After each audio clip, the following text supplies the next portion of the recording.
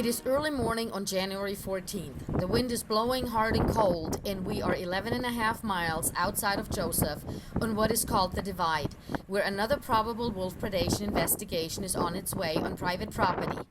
Wolf supporters have said in the past that wolves will rather feed on their natural prey, such as elk and deer, than going after livestock, companion animals, and pets.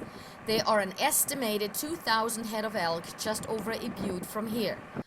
So far, the Imnaha pack has killed 21 cows and calves, according to ODFW.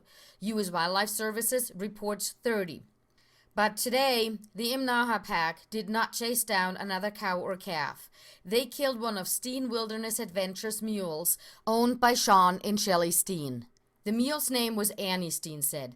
When I saw her, even with what little was left of her body, I knew exactly who she was. Steen runs about 40 head of mules and horses on the Divide and can call every single one by name. They're our companion animals and not just mules and horses, he said. Annie was a healthy 15-year-old mule. She was a riding and pack mule carrying many adventurers from the Willamette Valley and other places into the pristine wilderness of Wallowa County during summer and fall.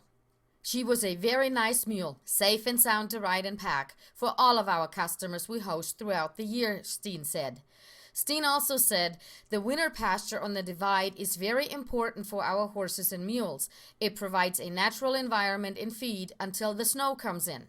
When the snow finally comes in, Steen brings his mules and horses home to the ranch located between Enterprise and Joseph. When we arrived at the scene, the mule had been killed approximately 48 hours ago. We could see partial skeleton remains of the mule. Parts of the head were still attached. Most all tissue except for some hide on the ground side of the carcass was gone. 3 of the 4 legs were dismembered and were spread to over several yards away from the carcass. Evidence of a fight and struggle was visible in many different places. Small blood pools on the ground and on rocks led to her final place of her death. Steen said he didn't quite understand why wolves would rather go after a mule than a horse. Mules are known to be tough fighters when attacked by predators. Some mules are known to have killed fully grown cougars, kicking, biting, and slamming them into the ground. One wolf she could have probably fought off, he said, but a pack of 3 or more? Probably not, as we can see. ODFW's GPS data from the Collared Wolf Oregon 4 showed that he was located 3 miles northeast of the investigation site on January 9th and 10th. He was also located 1 mile west of the site on January 13th. U.S. Wildlife Services in Wallowa County Fred Steen, who is in no relation to Shawn Steen and his family, both confirmed the kill. ODFW conclusions arrived at probable. After thoroughly examining the scene in additional examinations after parts of the carcass had thawed out, I feel comfortable to call it confirmed, Sheriff Steen said in an interview with Wallowa Valley Online.